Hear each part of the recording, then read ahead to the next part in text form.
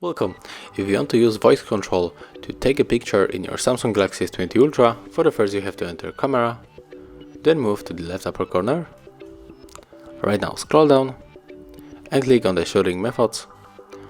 Click on this marker to turn on the voice control, and right now when we are going to say smile, cheese, capture, shot or record video, our smartphone is going to start shooting photos or the video. So let's try with the video. Record video, and it's recording. We can also try it with the photos.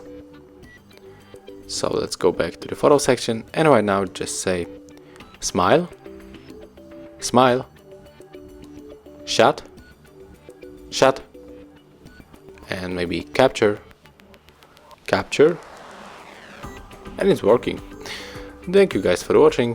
Leave thumbs ups, comments and subscribe to our channel.